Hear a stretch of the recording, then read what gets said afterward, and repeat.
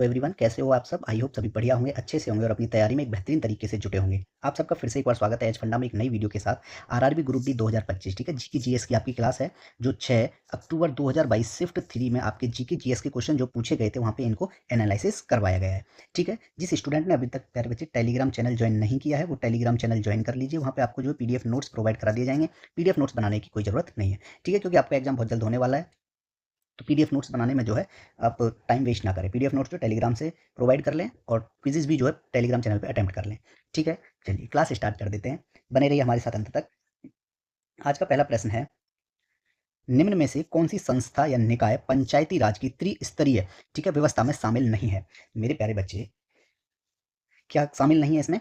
इनमें से क्या पूछा है कि इसमें कौन सा निकाय है जो पंचायती राज की, ठीक है, त्रिस्तरीय व्यवस्था में शामिल नहीं है? प्यारे बच्चे, पंचायती राज के लिए अगर मैं आपको कहूँ कितने स्तरों में है, कितने स्तर हैं? 3 स्तर हैं। ठीक है, कौन कौन है? सबसे पहले मैं बात करता हूँ प्यारे बच्चे, आपको समझाने के लिए एक त्रिभुज मैं बना रहा हूँ यहाँ पे।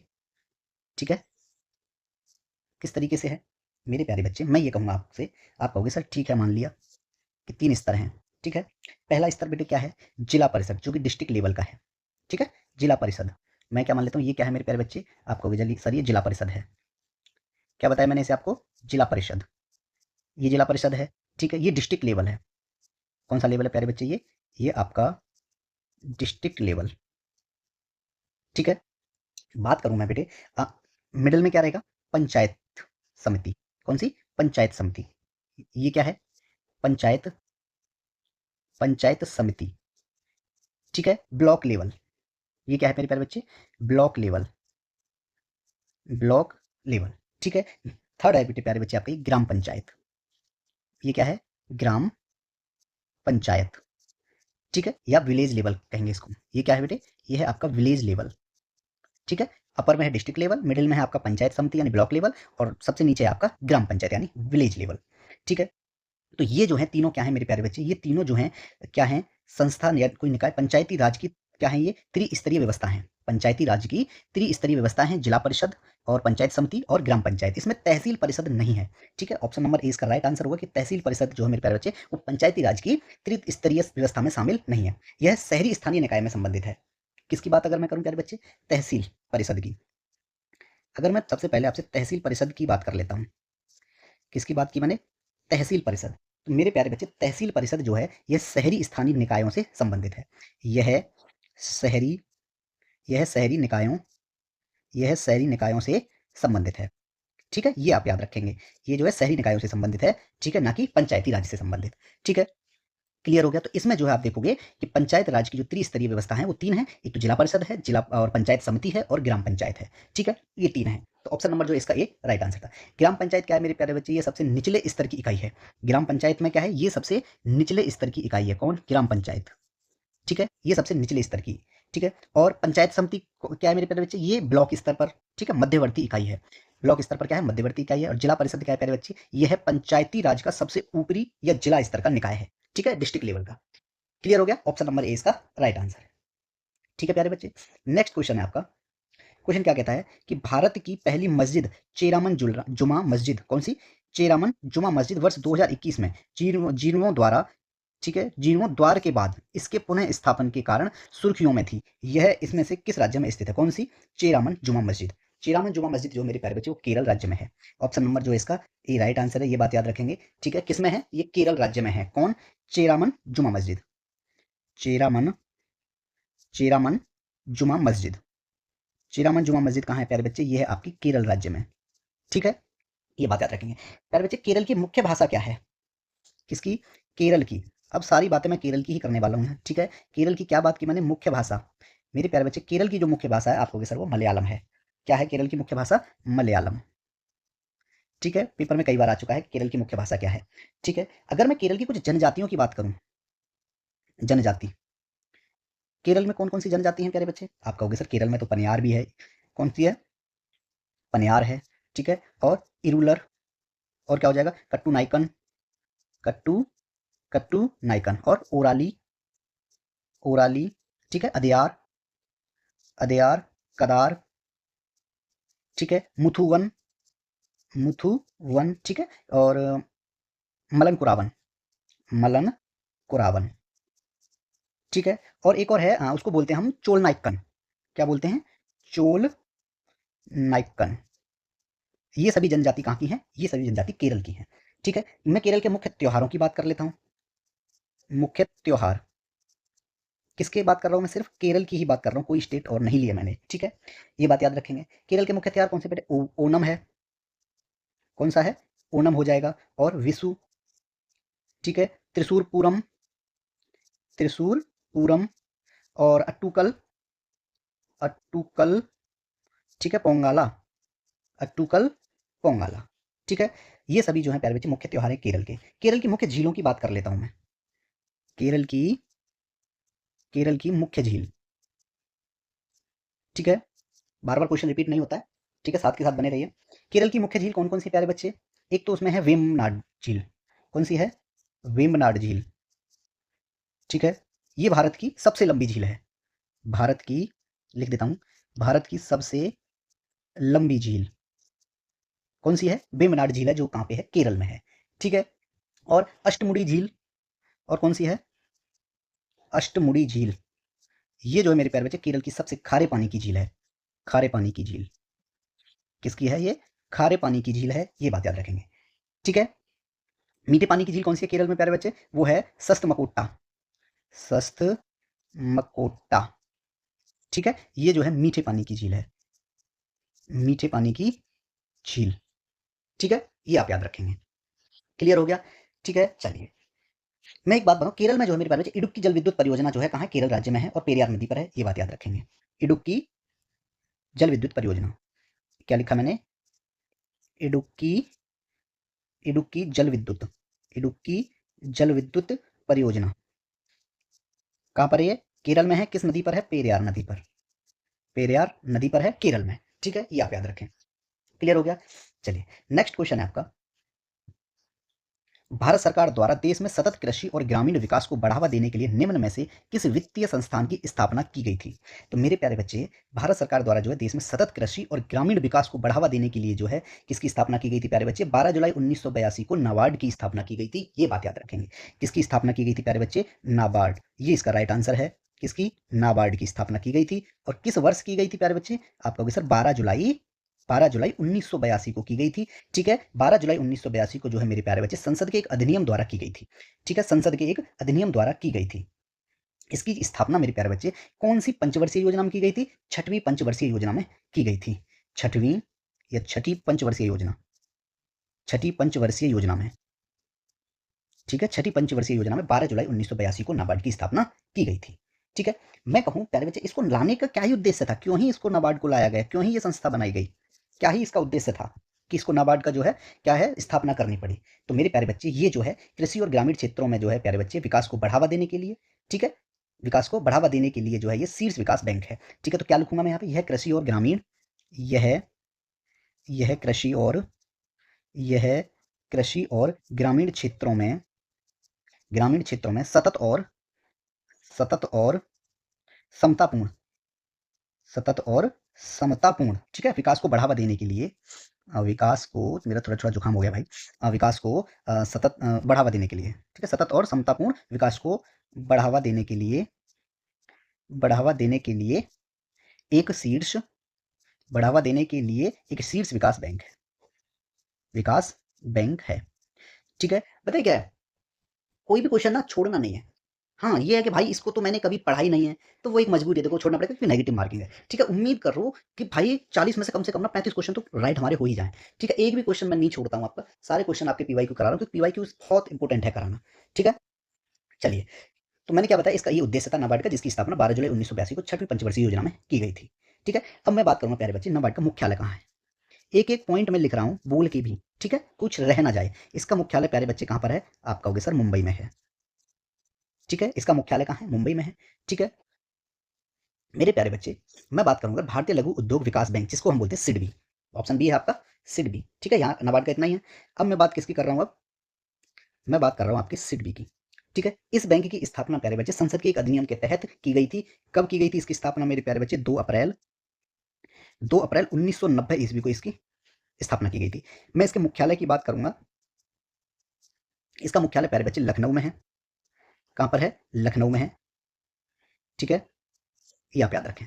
क्लियर हो गया। यही मैं अगर बात करूं बेटे आरबीआई की, किसकी बात करूं मैं? आरबीआई। आरबीआई यानी रिजर्व बैंक ऑफ इंडिया की अगर मैं बात करूं मेरे प्यारे बच्चे, यहाँ पे इसकी स्थापना 1 अप्रैल, स्थापना की बात करूं तो मैं 1 अप्रैल 1935 को की गई थी। ठीक है, किस 1935 को जो भारतीय रिजर्व बैंक अधिनियम 1934 के प्रावधानों के अनुसार की गई थी, ये आप याद रखेंगे। और इसका जो मुख्यालय है मेरे प्यारे बच्चे वो मुंबई में है। मुख्यालय कहाँ पे है? मुंबई में है। मुख्यालय कहाँ है?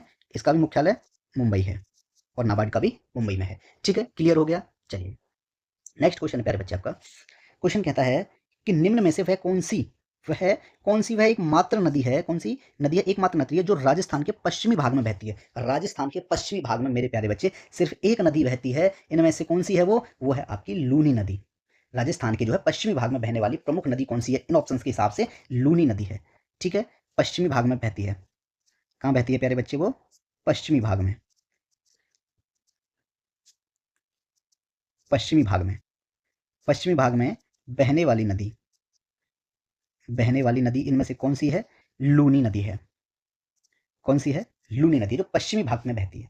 ठीक है, लूनी नदी मेरे प्यारे बच्चे थार मरुस्थल क्षेत्र की सबसे बड़ी नदी है। नदी कौन सी? लूनी नदी जो है किसकी बेटे? थार मरुस्थल क्षेत्र, थार थार मरुस्थल क्षेत्र की सबसे बड़ी नदी है। सबसे बड़ी नदी कौन सी है प्यारे बच्चे? लूनी है। ठीक है, इसी के बारे में बात चल रही है अभी। ठीक है, और मेरे प्यारे बच्चे राजस्थान की सबसे बड़ी पश्चिम की ओर बहने वाली नदी कौन सी है? जैसे मैं बात करूं, ठीक है, तो पश्चिम में बहने वाली नदी लूनी है, जो कहां पे है प्यारे बच्चे? थार मरुस्थल क्षेत्र की सबसे बड़ी नदी है, ये बात याद रखेंगे। ठीक है, तो ऑप्शन नंबर जो है इसका बी राइट आंसर होगा कि लूनी नदी जो है मेरे प्यारे बच्चे राजस्थान के पश्चिमी भाग में बहती है और थार मरुस्थल क्षेत्र की सबसे बड़ी नदी है। ठीक है, ये बात याद रखें। ठीक है, अब इसमें दिया है घग्गर, घग्गार भी बोलते हैं इसको, घग्गर भी बोल देते हैं। ठीक है, घग्गर ये नदी कहां पे है मेरे प्यारे बच्चे? किसकी बात कर रहे हैं हम? घग्गर नदी। ठीक है प्यारे बच्चे, ये एक मौसमी नदी है। कैसी नदी है ये? मौसमी नदी है। कैसी नदी बताई गई है? ये जो प्यारे बच्चे मौसमी नदी है, जो राजस्थान के उत्तरी पश्चिमी भाग में बहती है। राजस्थान के प्यारे बच्चे ये उत्तरी पश्चिमी भाग में बहती है, पश्चिमी भाग में बहती है। ठीक है, लेकिन यह लूनी नदी की तरह जो प्रमुख नहीं है, ये बात याद रखेंगे। ठीक है, लूनी नदी एकमात्र नदी है जो सिर्फ पश्चिम की ओर ही बहती है, लेकिन इसमें क्या कहा गया है? मौसमी नदी है जो राजस्थान के उत्तरी पश्चिमी भाग में बहती है। ठीक है, चंबल नदी की बात कर लेते हैं हम। किसकी बात कर रहे हैं अब हम? चंबल नदी की बात करते हैं। मेरे प्यारे बच्चे चंबल नदी की बात क्या करेंगे कि चंबल नदी जो राजस्थान की एक प्रमुख नदी है। ठीक है, पूर्वी, ये मुख्य रूप से कहाँ बहती है? पूर्वी राजस्थान में बहती है। यह क्या लिखेंगे? यह पूर्वी राजस्थान में बहती है। यह पूर्वी राजस्थान में बहती है। ठीक है, ये बात याद रखेंगे। अब बनास नदी भी है। क्या दिया गया है? फोर्थ ऑप्शन आपका दिया प्यारे बच्चे, बनास नदी। बनास नदी। ठीक है, बनास नदी के लिए बात की जाए मेरे प्यारे बच्चे, बनास नदी जो है ये नदी जो राजस्थान की एक प्रमुख नदी है। ठीक है, और राज्य में पूरी तरह से बहने वाली सबसे लंबी नदी है। ठीक है, ये भी पूर्वी राजस्थान में बहती है। किसमें बहती है ये? पूर्वी राजस्थान में बहती है। पूर्वी राजस्थान में बहती है। ठीक है, ये बात याद रखेंगे। मैं बात करूं मेरे प्यारे बच्चे राजस्थान की, किसकी बात करूं मैं? राजस्थान के प्रमुख नृत्य, साथ के साथ करते रहें। राजस्थान के प्रमुख, किसकी बात कर रहा हूं मैं? नृत्य की बात कर रहा हूं। राजस्थान के प्रमुख नृत्य क्या है मेरे प्यारे बच्चे? मैं ये कहूं जैसे घूमर है, कालबेलिया है। क्या होगा मेरे प्यारे बच्चे? घूमर, कालबेलिया।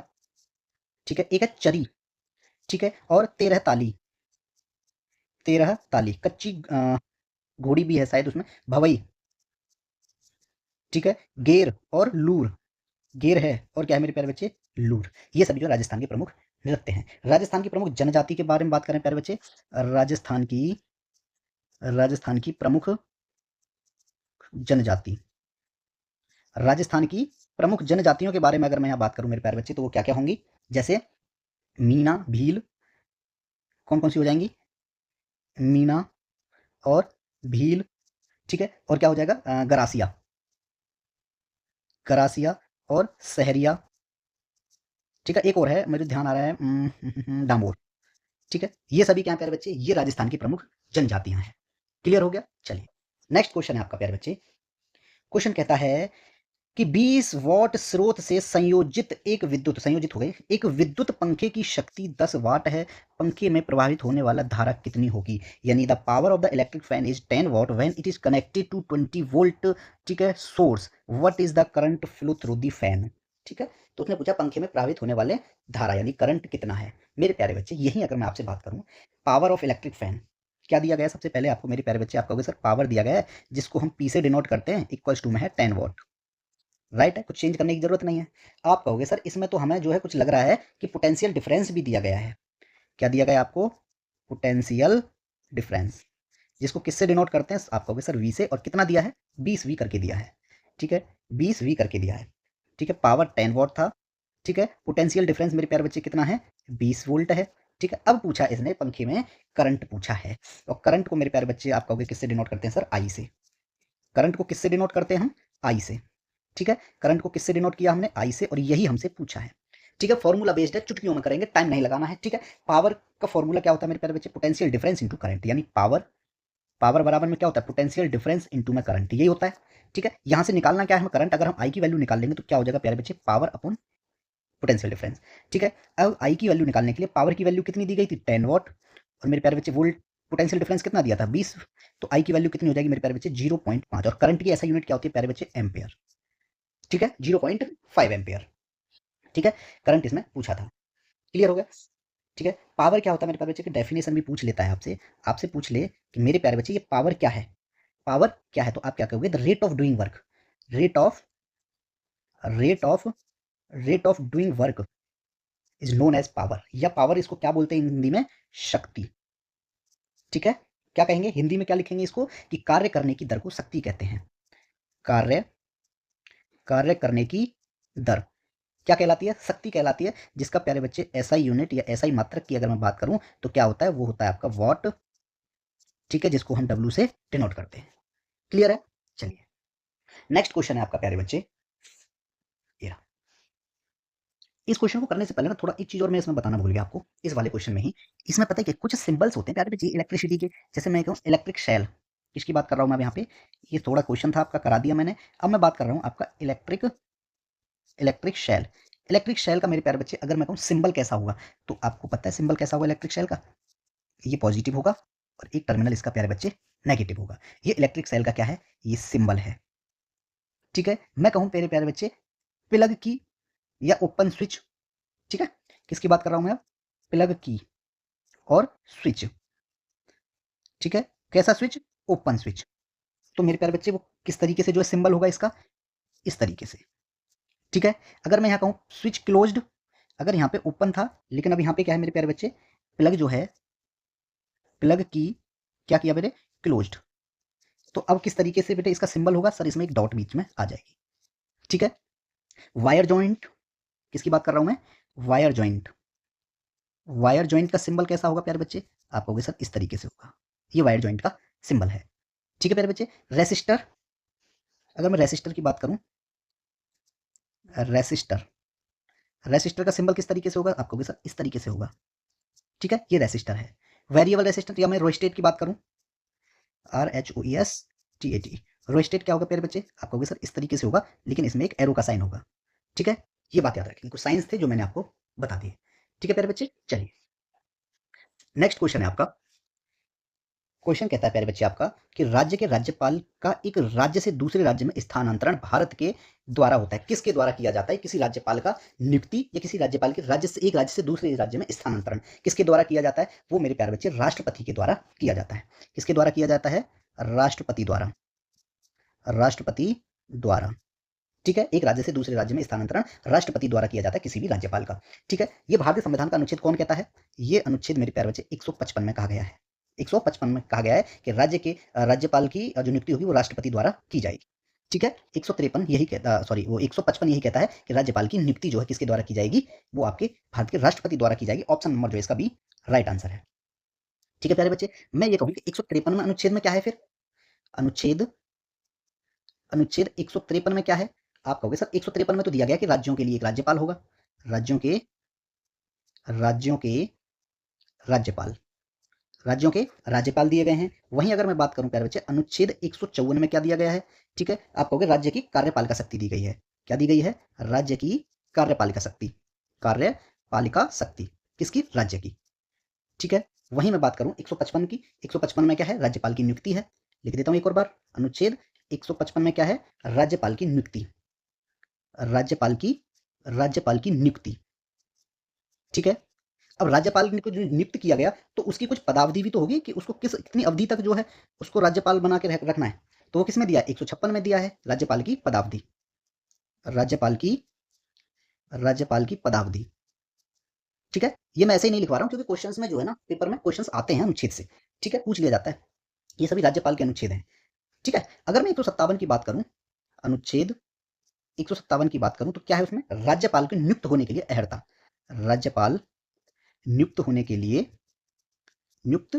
राज्यपाल नियुक्त होने के लिए क्या होंगी प्यारे बच्चे? अहर्ताएं, अहर्ताएं। ठीक है, और इसकी शर्तें क्या होंगी? 158 में दी गई हैं।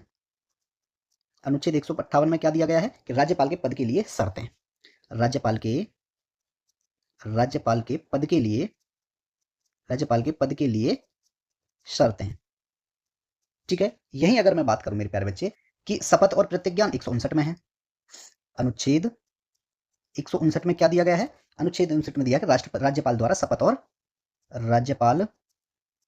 राज्यपाल द्वारा शपथ, ठीक है, और प्रतिज्ञान, अनुच्छेद 159 में है। ठीक है, कृत्यों का निर्वहन राज्यपाल के किसमें दिया है? राज्यपाल के कृत्यों का जो है निर्वहन किसमें दिया? 160 में दिया है। ठीक है, राज्यपाल के कृत्यों का निर्वहन। ठीक है, ये बात याद रखेंगे। ठीक है, चलिए यहाँ पे जो है आपके ये अनुच्छेद है। ठीक है, एक इंपॉर्टेंट है वो तो रही गया, अनुच्छेद 161। अनुच्छेद 161 में क्या दिया है कि राज्यपाल के पास एक पावर है जिससे वो किसी भी व्यक्ति को क्षमा आदि कर सकता है या दंडादेश से निलंबन कर सकता है। ठीक है, क्षमा क्या कर सकता है? क्षमा आदि की क्षमा, या कुछ मामलों में क्षमा, कुछ मामलों में या तो क्षमा कर सकता है और कुछ मामलों में क्या कर सकता है? दंडादेश के निलंबन, दंडादेश के निलंबन कर सकता है।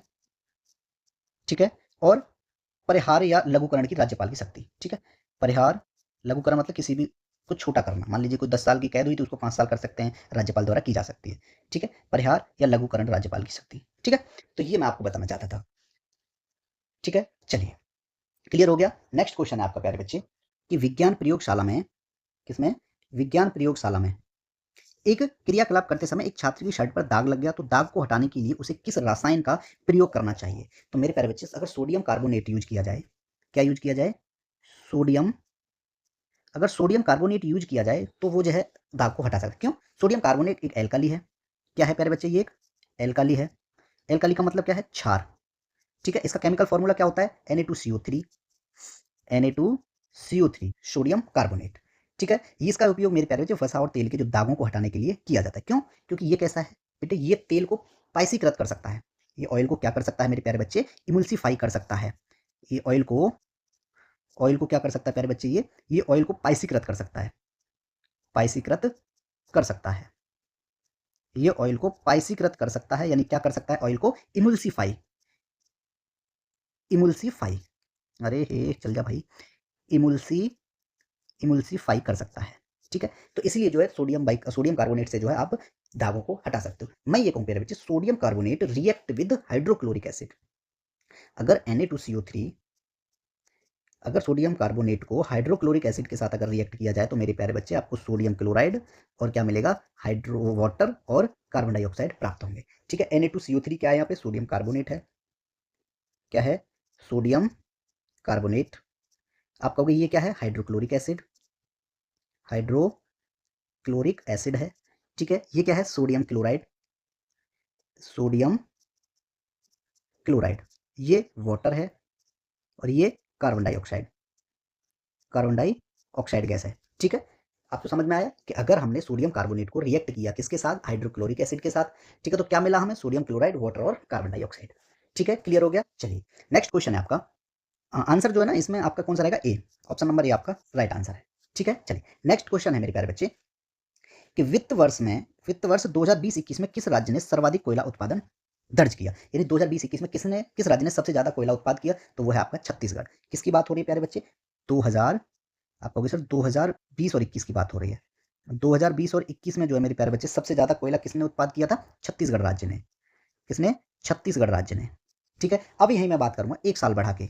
2021 और 22 में जो है किस राज्य ने सबसे ज्यादा कोयला उत्पादन किया था 21-22 में? आप कहोगे सर झारखंड ने। किसने? झारखंड ने। वहीं अगर मैं एक साल और बढ़ा के बात करूं, मैं ये कहूं 2022 और 2023 में प्यारे बच्चे किसने सबसे ज्यादा, किस राज्य ने जो कोयला उत्पाद किया, तो आप कहोगे सर उड़ीसा। ठीक है, किसने? उड़ीसा ने सबसे ज्यादा कोयला उत्पाद किया था, उड़ीसा ने 2022-23 में। ठीक है, फर्स्ट नंबर पे क्या रहा आपका? छत्तीसगढ़। सेकंड नंबर पे आपका झारखंड रहा और थर्ड नंबर पे आपका कौन सा रहा? उड़ीसा। ठीक है, ये बात याद रखेंगे। क्लियर है? चलिए, कोयले के मैं प्रकार की बात करूं मेरे प्यारे बच्चे। किसकी बात करूं मैं? कोयले के प्रकार।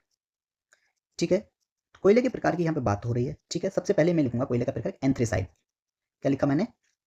एंथ्रेसाइट। इस एंथ्रेसाइट में मेरे प्यारे बच्चे 94 से यानी 94% से 98% तक क्या होता है इसमें मेरे प्यारे बच्चे? कार्बन मिलता है। ठीक है, अब बात करेंगे हम किसकी? बिटुमिनस। बिटुमिनस। बिटुमिनस में मेरे प्यारे बच्चे 78% से 86% तक, 78 से 86% तक इसमें कार्बन मिलता है। ठीक है, एंथ्रेसाइट हो गया, बिटुमिनस हो गया। अब आएगा आपका लिग्नाइट। लिग्नाइट। लिग्नाइट की अगर मैं बात करूं मेरे प्यारे बच्चे, इसमें जो है 28% से 30% कोयला रहता है। 28 से 30% क्या रहेगा इसमें? कार्बन आपको देखने को मिलेगा। ठीक है, वहीं अगर मैं बात करूं मेरे प्यारे बच्चे, लास्ट में आएगा आपका पीट, जो सबसे कम कार्बन वाला होता है। कितनी परसेंट कार्बन होती है इसकी? 27% कार्बन मिलेगा। कम मिल सकता है लेकिन 27% से ज्यादा नहीं मिलेगा। ठीक है, ये बात याद रखेंगे। क्लियर हो गया? कंप्लीट। चलिए, नेक्स्ट क्वेश्चन है आपका। क्वेश्चन कहता है मेरे प्यारे बच्चे कि अल्पकालीन, ठीक है, अल्पकालीन औसत लागत किसके बराबर होती है मेरे प्यारे बच्चे? अल्पकालीन, अल्पकालीन औसत लागत, औसत लागत जो है मेरे प्यारे बच्चे किसके बराबर होती है? जो औसत परिवर्ती लागत होती है और औसत नियत लागत का सम। किसका? किसके बराबर होगी प्यारे बच्चे? औसत, औसत परिवर्ती लागत, औसत परिवर्ती लागत प्लस में औसत नियत लागत, औसत नियत लागत। ठीक है, अल्पकालीन औसत लागत मेरे प्यारे बच्चे वह औसत लागत होती है जो एक फर्म को अल्पकाल में यानी उस समय अवधि में उत्पादन करने में आती है जब कम से कम एक उत्पादन कारक स्थिर रहता है। ठीक है, और नियत लागत क्या होगी? नियत लागत उन खर्चों को कहते हैं प्यारे बच्चे जो किसी व्यवसाय के लिए उत्पादित वस्तु या सेवाओं की मात्रा के बावजूद स्थिर रहते हैं। ठीक है, किसकी बात कर रहा हूं मैं? नियत लागत। लिखा देता हूं मैं, नियत लागत किसे कहते हैं? नियत लागत खर्चे होते हैं। क्या है? उन खर्चों को कहते हैं नियत लागत। किसको कहते हैं प्यारे बच्चे? अभी बताया आपको, उन खर्चों को कहते हैं, उन खर्चों को कहते हैं जो किसी, जो किसी व्यवसाय के लिए, जो किसी व्यवसाय के लिए उत्पादित वस्तुओं, व्यवसाय के लिए उत्पादित वस्तुओं या सेवाओं की, वस्तुओं या सेवाओं की मात्रा के, सेवाओं की मात्रा के बावजूद स्थिर रहते हैं। बावजूद क्या रहते हैं प्यारे बच्चे? वो स्थिर रहते हैं। उन्हें क्या कहते हैं हम? नियत लागत कहते हैं। ठीक है, यही मैं समझाना चाह रहा था। क्लियर हो गया? चलिए, नेक्स्ट क्वेश्चन है प्यारे बच्चे आपका। इसमें कहता है बोमेन संपुट यानी बोमेन्स कैप्सूल जो है किस अंग को ढके रहती है? किस अंग को जो है ढकी रहती है? कौन? Bowman's capsule enclosed dash. ठीक है, तो बोमेन संपुट जो है मेरे प्यारे बच्चे, मैं आपको जो डायग्राम के थ्रू एक बार समझाना चाहता हूं। देखिए कैसे, इस तरीके से।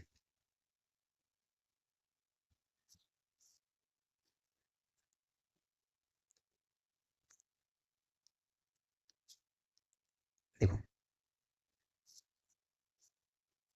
ठीक है,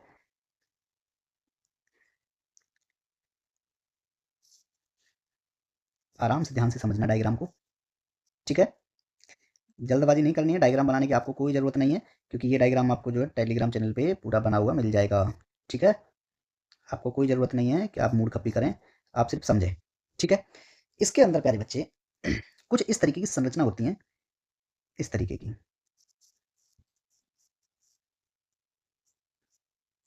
ठीक है, इस तरीके की कुछ संरचनाएं होती हैं। ठीक है, इनमें जो ब्लड फ्लो होता है अप डायरेक्शन और इधर से डाउन डायरेक्शन। ठीक है, तो ये वाली जो संरचना है मेरे प्यारे बच्चे, ठीक है, ये क्या कह रहे हैं यहाँ? ग्लोमेरुलस। क्या कह रहे हैं? ग्लोमेरुलस। ये जो रेड रेड आपको दिख रहा है, ये जो आपको प्यारे बच्चे रेड रेड जो दिख रहा है, ये क्या है आपका, ये है आपका ग्लोमेरुलस, ग्लोमेरुलस। और ये जो आपको ब्लू ब्लू जो दिख रहा है ये क्या है मेरे प्यारे बच्चे, आपका बोमेन संपुट, जिसको हम बोमेन्स कैप्सूल कहते हैं, बोमेन्स कैप्सूल। ठीक है, ये जो है मेरे प्यारे बच्चे, ये इसको हिंदी में क्या कहते हैं हम, केसु का गुच्छ। तो ये केसी का गुच्छ जो है रक्त से क्या करता है, तरल पदार्थों को छानने में महत्वपूर्ण भूमिका निभाता है। कौन, ग्लोमेरुलस, ग्लोमेरुलस। ठीक है, जिसको क्या कहते हैं हम, केसी का गुच्छ। इसका कार्य क्या है मेरे प्यारे बच्चे, ये जो है रक्त से, ये ठीक है क्या करता है, रक्त से तरल पदार्थों को, रक्त से तरल पदार्थों को छानने में मदद करता है। ठीक है, छानने में मदद। ठीक है, तो ऑप्शन नंबर जो है इसका ए राइट आंसर होगा कि जो बोमेन संपुट है वो किसको ढके रहते हैं प्यारे बच्चे, ग्लोमेरुलस को, जिसको हिंदी में क्या बोलते हैं हम, केसुका गुच्छ। ठीक है, बोमेन संपुट जो है केसुका गुच्छ को ढके रहते हैं। ठीक है, और केसुका गुच्छ का काम क्या है, रक्त से तरल पदार्थों को छानना। ठीक है, चलिए नेक्स्ट क्वेश्चन है आपका प्यारे बच्चे। क्वेश्चन कहता है कि सीएनजी और एलपीजी के संबंध में इनमें से कौन सा कथन गलत है। ठीक है, which of the following statement is false with respect to CNG and LPG. पहला ऑप्शन आपको दिया है कि CNG and LPG can be piped to homes, यानी सीएनजी और एलपीजी पाइप द्वारा घरों में पहुंचाई जा सकती है। बिल्कुल नहीं पहुंचाई जा सकती है, ये गलत हो गया भैया, सिलेंडर्स द्वारा पहुंचाई जाती है ना कि पाइपों द्वारा। ठीक है, नेक्स्ट दिया है आपको CNG and LPG are both carbon based fuels, यानी सीएनजी और एलपीजी दोनों क्या है, कार्बन आधारित ईंधन है। बिल्कुल सही बात है। ठीक है, कैसे हैं ये, कार्बन आधारित ईंधन है, ये आपका राइट है। नेक्स्ट है आपका कि सीएनजी और LPG are labelled as clean fuels, यानी सीएनजी और एलपीजी को स्वच्छ ईंधन के रूप में लेबल किया जाता है। बिल्कुल सही है, क्योंकि ये क्या है, ये पॉल्यूशन लेस है। ठीक है, नेक्स्ट पॉइंट है आपका कि CNG and LPG do not contain carbon particles, यानी सीएनजी और एलपीजी में कार्बन कण नहीं होते हैं, इसीलिए जो है मेरे प्यारे बच्चे ये पॉल्यूशन नहीं फैलाते हैं। ठीक है, एलपीजी और सीएनजी। ठीक है, कहते हैं ना सीएनजी व्हीकल्स लाओ, देश को पॉल्यूशन से बचाओ।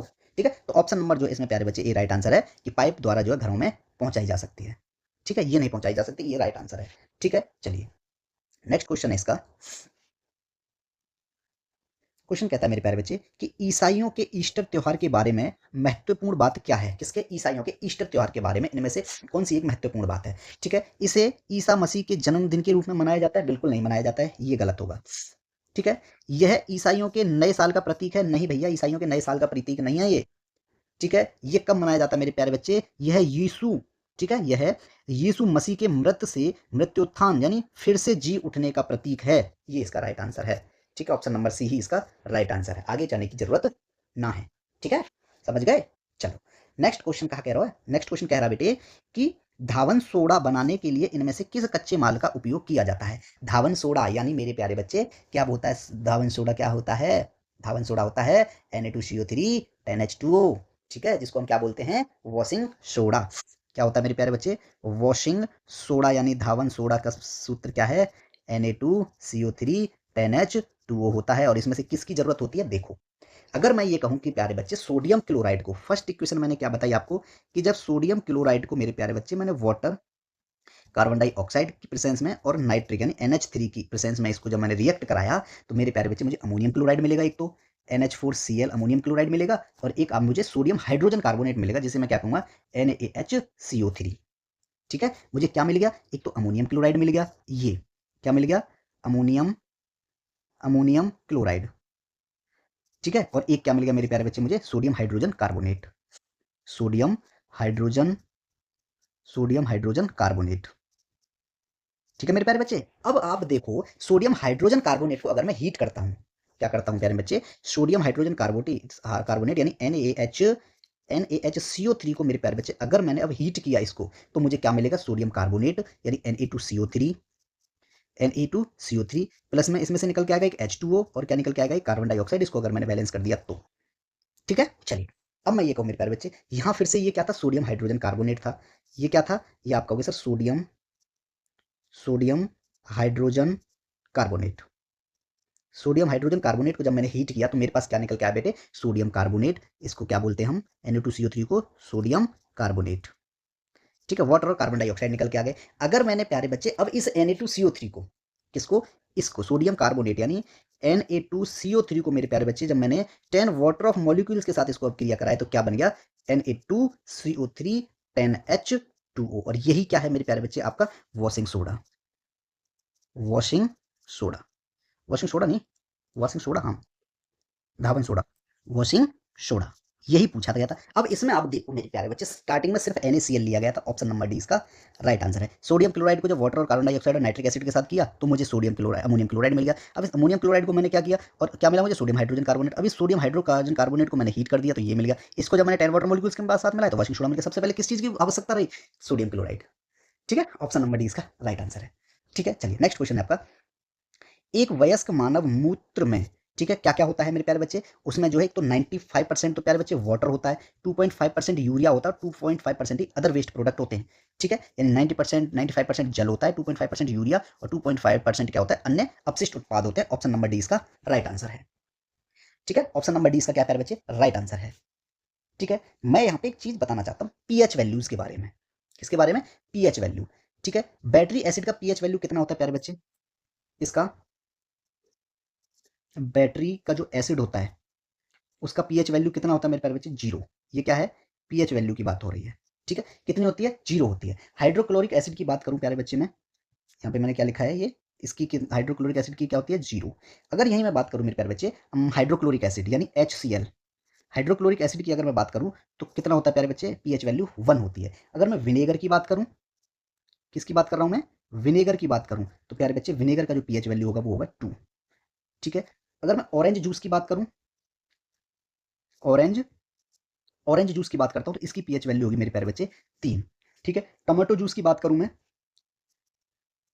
टोमेटो, इसकी पीएच वैल्यू कितनी होगी प्यारे बच्चे, आप कहोगे सर नेक्स्ट और बढ़ा दो, 4 हो जाएगी।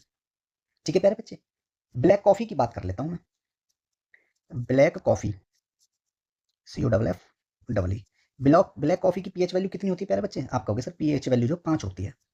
ठीक है, ब्लैक कॉफी के बाद अगर मैं ले लेता हूं प्यारे बच्चे यूराइन, जिसकी मैं बात कर रहा था अभी। ठीक है, यूराइन की बात कर, आ गया ना क्वेश्चन में, ले लिया मैंने, तो यूराइन की पीएच वैल्यू मेरे प्यारे बच्चे 6 होती है। कितनी होती है, 6 होती है। वहीं मैं बात करूं प्यारे बच्चे प्योर वाटर, 7 होती है। प्योर वाटर की पीएच मान कितना होता है, 7 होता है। ठीक है, अगर मैं बात करूं मेरे प्यारे बच्चे कि सी वाटर, समुद्री पानी खारा होता है ना, तो इसका मतलब है उसकी पीएच वैल्यू कितनी होनी चाहिए, 8। ठीक है, बेकिंग सोडा की बात की जाए, इसकी बात की जाए प्यारे बच्चे, बेकिंग सोडा, बेकिंग सोडा का पीएच मान कितना होता है, 9। कितना होता है, 9 होता है। Milk of magnesia, milk of magnesia या magnesia milk, magnesia, magnesia milk की बात करूं तो इसकी पीएच वैल्यू कितनी होगी प्यारे बच्चे, 10 होगी। ठीक है, ये बात याद रखना। ठीक है, चलिए क्लियर हो गया, डी इसका राइट आंसर था। ठीक है, नेक्स्ट क्वेश्चन है प्यारे बच्चे आपका, क्वेश्चन कहता है कि Na2CO3 और प्लस में CaCl2 2 गिव्स CaCO3 प्लस में Na2NaCl, ये जो है किस टाइप का रिएक्शन है, ये पूछा गया है। ठीक है, ये किस टाइप का रिएक्शन है, ये पूछा गया है। ठीक है, मेरे प्यारे बच्चे क्या दिया है, चलिए इसी को कर लेते हैं। दिया गया है Na2CO3, Na2CO3 को मेरे प्यारे बच्चे CaCl2 यानी कैल्शियम क्लोराइड। ठीक है, अब क्या दिया उसने, CaCO3 कैल्शियम कार्बोनेट प्लस में NaCl कितना, 2 सोडियम क्लोराइड। ठीक है, Na2CO3 को BaCl2 के साथ।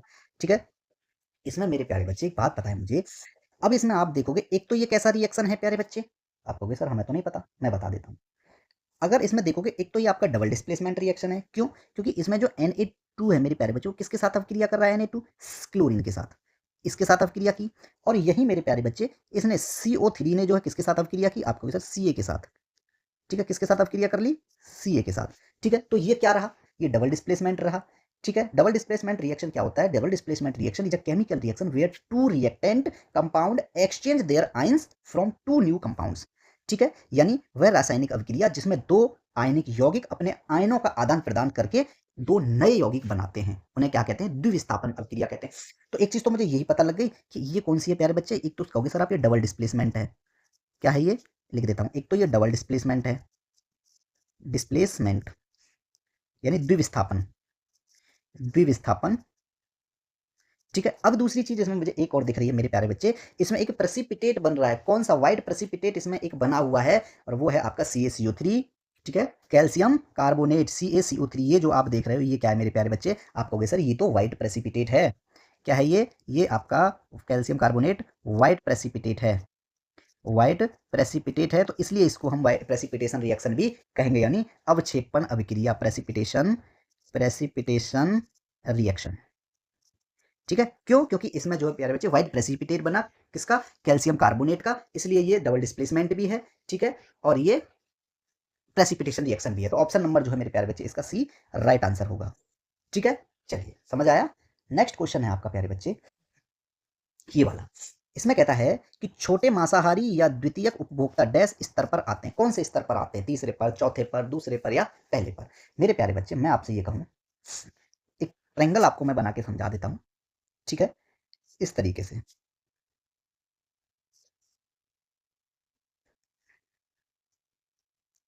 ठीक है, ध्यान से समझें, जल्दबाजी ना करें। ठीक है प्यारे बच्चे, चलिए, नहीं, थोड़ा बड़ा बनाते हैं, यहाँ बनाते हैं। ठीक है, बड़ा बनाएंगे ताकि अच्छे से समझ आए। ठीक है, चलिए, इस तरीके से जो है इसमें मैंने बंटवारा कर दिया। ठीक है, इसमें सबसे पहले मेरे प्यारे बच्चे मैं कहूँगा कि इसमें प्रोड्यूसर्स हैं, प्रोड्यूसर्स। ठीक है, सेकंड में क्या आएंगे प्यारे बच्चे? Primary consumer. इसमें क्या है? Primary, primary consumers. ठीक है, और इसमें क्या आएंगे आपके? Secondary consumers, secondary consumers. इसमें क्या आएंगे आपके?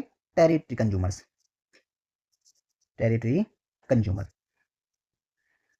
ठीक है, सबसे पहले में क्या है प्यारे बच्चे? उपभोक्ता। ये क्या है? ये क्या है? ये उपभोक्ता है, अंदर लिख देता हूं हिंदी में। ठीक है, ये प्राइमरी कंज्यूमर्स हैं। ठीक है, यानी कौन है ये? प्राइमरी कंज्यूमर्स, प्राथमिक उपभोक्ता। ये क्या है? प्राथमिक उपभोक्ता। ये क्या है आपके? द्वितीयक उपभोक्ता, द्वितीयक उपभोक्ता। ठीक है, और ये है आपके तृतीयक उपभोक्ता, तृतीयक उपभोक्ता। ठीक है, तो आप ये देखिए, उसने कहा छोटे मांसाहारी या द्वितीयक उपभोक्ता किस स्तर पर आते हैं। ठीक है, द्वितीयक उपभोक्ता कहाँ है इसमें? यहाँ आप देखो, द्वितीयक उपभोक्ता किसमें है? ये रहा, तीसरे लेवल पे है द्वितीयक उपभोक्ता। ये रहा, कहाँ है? ये रहा। ठीक है, याद रहे, क्लियर है? चलिए, ये रहा आपका। तो तीसरे लेवल पे क्या है प्यारे बच्चे? द्वितीयक उपभोक्ता, यानी थर्ड टॉपिक। किस पर है ये? द्वितीयक उपभोक्ता किस पर है? थर्ड पर है। ठीक है, ये क्या है? फर्स्ट है, ये आपका सेकंड है, ये आपका थर्ड है, ये आपका फोर्थ लेवल है। तो ऑप्शन नंबर जो है इसका ए राइट आंसर होगा। ठीक है, प्रोड्यूसर्स जो होते हैं वो पहले पोषी स्तर पर होते हैं। ठीक है, जैसे पौधे जो अपना भोजन स्वयं बनाते हैं उन्हें प्रोड्यूसर्स कहते हैं। ठीक है, ये बात याद रखेंगे। ठीक है, प्रोड्यूसर्स क्या रहेंगे बच्चे? प्रोड्यूसर्स क्या रहेंगे? जैसे पौधे। ठीक है, क्या रहेंगे? पौधे रहेंगे। अब वहीं प्राइमरी कंज्यूमर्स की बात कर दी जाए प्यारे बच्चे, दूसरे जो पोषी स्तर पर होते हैं वो शाकाहारी जीव होते हैं। ठीक है, कैसे होते हैं ये? शाकाहारी। ठीक है, ये कैसे होते हैं? शाकाहारी होते हैं। ठीक है, और ये कौन से? छोटे मांसाहारी यानी सर्वाहारी बोल सकते हैं इनको। ठीक है, और फोर्थ लेवल वाले होते हैं शिकारी। ठीक है, चलिए, समझ में आया? थर्ड ट्रॉपिकल लेवल है, यानी पहला उपभोक्ता, दूसरा प्राथमिक उपभोक्ता, और तीसरा द्वितीयक उपभोक्ता, और चौथा जो है तृतीयक उपभोक्ता है। ठीक है प्यारे बच्चे, चलिए, नेक्स्ट क्वेश्चन है आपका, न्यूमेरिकल बेस्ड है, कि एक उत्तल लेंस की वक्रता त्रिज्या 40 सेंटीमीटर है, तो लेंस की क्षमता क्या होगी? किसकी बात की जा रही है प्यारे बच्चे? कॉन्वेक्स लेंस की, कॉन्वेक्स लेंस की बात हो रही है। ठीक है, मेरे प्यारे बच्चे, अब सबसे पहले एक चीज ये बात बताओ कि इसमें दिया क्या है? रेडियस ऑफ कर्वेचर दिया गया है, यानी पॉजिटिव होगी, यानी रेडियस, रेडियस ऑफ कर्वेचर किससे डिनोट करेंगे? इसको आर से। तो ये क्या होगी मेरे प्यारे बच्चे? 40 सेंटीमीटर है। ठीक है, अगर मैं यही मेरे प्यारे बच्चे अगर फोकल लेंथ निकालूं, यानी फोकस दूरी, यानी फोकल लेंथ अगर निकालूंगा, फोकल लेंथ किसके बराबर होती है प्यारे बच्चे? एफ इज इक्वल टू में होता है R/2, यानी फोकल लेंथ की वैल्यू जो होगी वो 40/2, यानी मेरे प्यारे बच्चे 20 सेंटीमीटर होगी। ठीक है, कितनी? सेंटीमीटर। लेकिन फोकल लेंथ प्यारे बच्चे मीटर में होती है, तो इसको अगर हम चेंज करेंगे तो 0.20 मीटर होगी, क्या हमारी? सिर्फ फोकल लेंथ। ठीक है, अभी सिर्फ फोकल लेंथ निकल के आया, पूछा क्या? लेंस की क्षमता, यानी पावर ऑफ लेंस। मेरे प्यारे बच्चे, पावर ऑफ लेंस किससे डिनोट करते हैं? पी से। किसके बराबर होती है? 1 by focal length, 1 by focal length. ठीक है, ये आप याद रखें। तो पी की वैल्यू कितनी हो जाएगी प्यारे बच्चे? 1/0.20 मीटर दिया है, ये हटाया तो ऊपर जीरो आ गई, यानी पावर की वैल्यू कितनी हो गई? प्लस का 5 डायोप्टर। ठीक है, ऑप्शन नंबर जो है इसका प्यारे बच्चे ए राइट आंसर है। ठीक है, क्या रहेगी? प्लस का 5 डायोप्टर। फॉर्मूले अगर आपको याद है तो आप क्वेश्चन प्यारे बच्चे बढ़िया आराम से कर सकते हो। ठीक है, नेक्स्ट क्वेश्चन है आपका, इनमें से किन दो तत्वों में संयोजी इलेक्ट्रॉन की संख्या समान होती है? मेरे प्यारे बच्चे, अगर मैं ये देखूं कि इसमें जो है बेरियम, और पहला ऑप्शन क्या दिया है आपको? B and B R. ठीक है, बी से क्या है आपका? बोरोन है, बी से क्या है, बोरोन है, और इस आपसे बी आर से क्या है आपका, ब्रोमाइन, ब्रोमाइन। ठीक है, ये आपको दो दिए गए हैं। ये जो है मेरे प्यारे बच्चे, अगर मैं ये देखूं, बोरोन में जो है वैलेंस इलेक्ट्रॉन्स कितने हैं, 3 हैं। इसमें कितने हैं बोरोन में वैलेंस इलेक्ट्रॉन, वैलेंस इलेक्ट्रॉन कितने हैं प्यारे बच्चे, आप कहोगे सर 3 हैं, लेकिन ब्रोमीन में कितने हैं, 7। ठीक है, 7 वैलेंस इलेक्ट्रॉन। तो ये पता चल गया कि ये दोनों एक सारणी से नहीं है। ठीक है, समान संख्या समान नहीं है। ठीक है, नेक्स्ट बात कर रहे हैं एन और सी की। किसकी बात कर रहे हैं, नेक्स्ट आपका एफ और सी एल। बी पॉइंट है आपका फोर, एफ और क्लोरीन। ठीक है, एफ से क्या है मेरे प्यारे बच्चे यहाँ पे, फ्लोराइन, फ्लोराइन। मैं ये बात करूं फ्लोराइन के जो है, और एक क्या है आपका क्लोरीन, क्लोरीन। ये दोनों जो है मेरे प्यारे बच्चे 17th पीरियड में है। ठीक है, तो इनका मतलब है कि इनके वैलेंस इलेक्ट्रॉन दोनों के कितने होंगे, इसके भी 7, इसके भी 7 वैलेंस इलेक्ट्रॉन, वैलेंस इलेक्ट्रॉन दोनों के साथ साथ होंगे। तो इसका मतलब ये है कि ये एलिमेंट जो है same number of valence electrons हैं। ऑप्शन नंबर बी इसका राइट आंसर है। ठीक है, अब नाइट्रो सी आपको क्या दिया गया था पहले बच्चे, नाइट्रोजन एंड कार्बन। ठीक है, नाइट्रोजन की बात करूं तो इसकी वैलेंस इलेक्ट्रॉन्स कितने हैं, 5 हैं, लेकिन इसमें वैलेंस इलेक्ट्रॉन्स कितने होते हैं, 6 होते हैं। तो अलग अलग हो गए ना, है कि नहीं। कार्बन कितना होता है, 6 होता है, लेकिन वैलेंस इलेक्ट्रॉन कितने होते हैं उसमें, 4 होते हैं। तो अलग अलग हो गए ना। हाइड्रोजन और हीलियम की भी अगर मैं बात कर लूँ, हाइड्रोजन का 1 होता है, लेकिन हीलियम में कितने होते हैं वैलेंस इलेक्ट्रॉन्स, 2 होते हैं। तो ठीक है, ऑप्शन नंबर बी इसका राइट आंसर है। नेक्स्ट क्वेश्चन है आपका कि निम्न में से कौन सी कंपनी 5G नेटवर्क का प्रदर्शन करने वाली भारत की पहली दूरसंचार कंपनी बनी। तो मेरे प्यारे बच्चे सही आंसर होगा इसका Airtel. Option number A answer इसका राइट आंसर होगा एयरटेल, जिसने जो है मेरे प्यारे बच्चे 2021 में कहां पर, हैदराबाद में। ठीक है, हैदराबाद में 5G सेवा प्रदर्शन किया। कौन सा, 5G सेवा प्रदर्शन किया 2021 में। ठीक है, और मेरे पास इसके बाद जो है अक्टूबर 2022 में, अक्टूबर 2022 में जो है दिल्ली, मुंबई और वाराणसी और बेंगलुरु। ठीक है, इन शहरों में जो इसने अपनी 5G सेवा शुरू कर दी थी, किसने, एयरटेल ने। ठीक है, क्लियर हो गया। नेक्स्ट क्वेश्चन है आपका, रिडॉक्स अवक्रिया वह अवक्रिया है जिसमें डैश क्या क्या होता है, रिडॉक्स अवक्रिया में क्या क्या होता है। मेरे प्यारे बच्चे, रिडॉक्स अवक्रिया में जो है एक तो ऑक्सीकरण होता है और एक अपचयन होता है।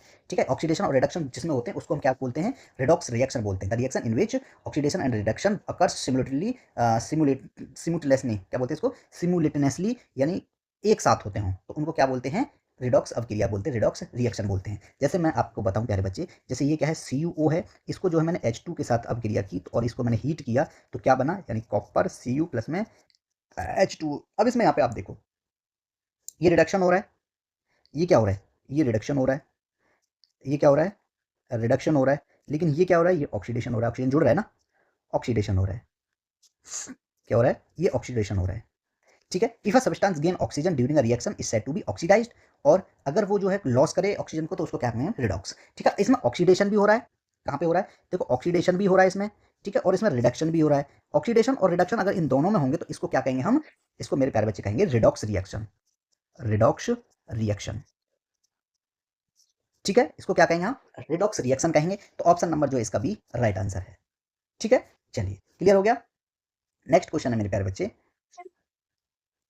क्वेश्चन कहता है कि क्या होता है जब पादपों को 3 दिन तक अंधेरे कमरे में रखा जाता है। अगर मेरे प्यारे बच्चे किसी भी प्लांट को जो है आप अगर किसी कमरे में बंद कर दोगे तो क्या होगा, उसको प्रकाश संश्लेषण रुक जाएगा ना, उसका प्रकाश संश्लेषण क्या होगा, रुक जाएगा।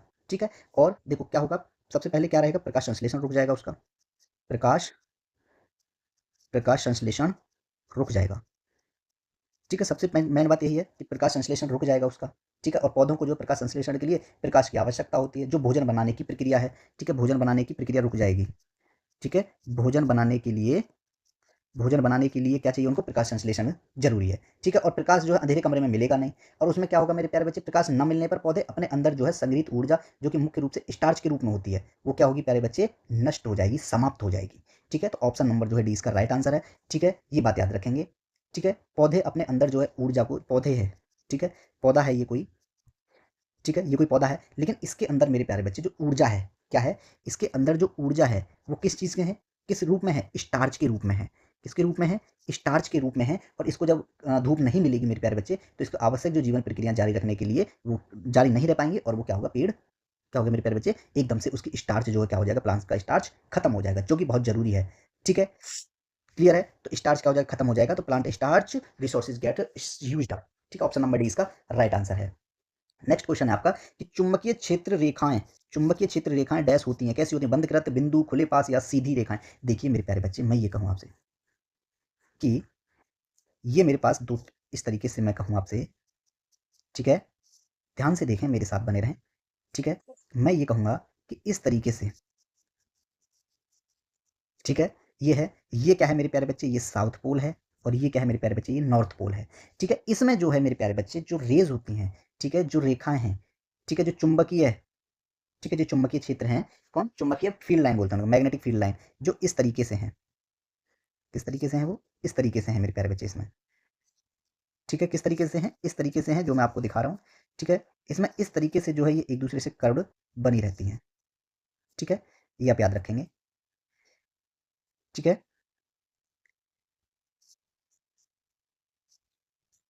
इस तरीके से होता है, ठीक है, ठीक है मेरे प्यारे बच्चे, चलिए, क्लियर। तो इसमें आप देख रहे होंगे तो चुंबकीय क्षेत्र रेखाएं, ये जो रेड रेड आपको दिख रही है, जो लाइन है, ये किस तरीके से इसमें है? तो मेरे प्यारे बच्चे क्लोज्ड कर्व्स कहेंगे इनको, यानी बंद वक्र। ये क्या है? Closed closed curves, closed curves lines हैं, ठीक है। तो ऑप्शन नंबर जो है इसका ए राइट आंसर है, ठीक है।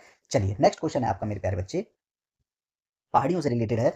क्या बोला इसमें? पहाड़ियां और जिस राज्य में वे स्थित हैं के आधार पर कौन सा युग्म सुमेलित है, ठीक है। तो मेरे प्यारे बच्चे क्या बोला है? इसमें बोला गया है गडजात पहाड़ियां कहाँ पर हैं? मध्य प्रदेश में है? नहीं है भैया, मध्य प्रदेश में नहीं है, ये पहाड़ियां उड़ीसा में हैं, ठीक है। मैं लिख देता हूँ, गडजात पहाड़ी कहाँ पे है प्यारे बच्चे? ये आपकी उड़ीसा में है, ठीक है। अब उसमें बोला कैमूर पहाड़ी कहाँ है? बिहार में है, ये सही है। कैमूर पहाड़ी कहाँ पर है मेरे प्यारे बच्चे? ये आपके बिहार में है, ठीक है। थर्ड दिया आपके महादेव पहाड़ियाँ, महादेव पहाड़ी, यहाँ ये महादेव पहाड़ियाँ मेरे प्यारे बच्चे केरल में नहीं है, ये कहाँ पर हैं? ये जो है आपके महादेव पहाड़ियाँ मध्य भारत में है, किसमें? सतपुड़ा श्रेणी का हिस्सा है ये, किसमें? सतपुड़ा, सतपुड़ा श्रेणी के हिस्सा है ये, ठीक है। इलायची पहाड़ियाँ कहाँ है मेरे प्यारे बच्चे? ये जो है उड़ीसा में नहीं है इलायची पहाड़ियाँ, इलायची पहाड़ियाँ, इलायची पहाड़ियाँ कहाँ हैं? ये जो मेरे प्यारे बच्चे केरल और तमिलनाडु में, केरल और तमिलनाडु में फैली हुई हैं, केरल और तमिलनाडु में, ठीक है प्यारे बच्चे। चलिए नेक्स्ट क्वेश्चन है आपका, तो इसमें राइट आंसर कौन सा रहा? बी, यानी जो कैमूर पहाड़ियां वो बिहार में है, ये सही युग में है, ठीक है। नेक्स्ट क्वेश्चन है आपका कि निम्नलिखित में से कौन सा विकल्प पदार्थों को उनके प्रतिरोध को बढ़ते क्रम में प्रदर्शित करता है? मेरे प्यारे बच्चे सबसे पहले क्या आएगा? कंडक्टर, क्या आता है? कंडक्टर आता है, उसके बाद में एलॉयज आते हैं, ठीक है। फिर आएगा आपका इंसुलेटर, क्या आएगा? इंसुलेटर,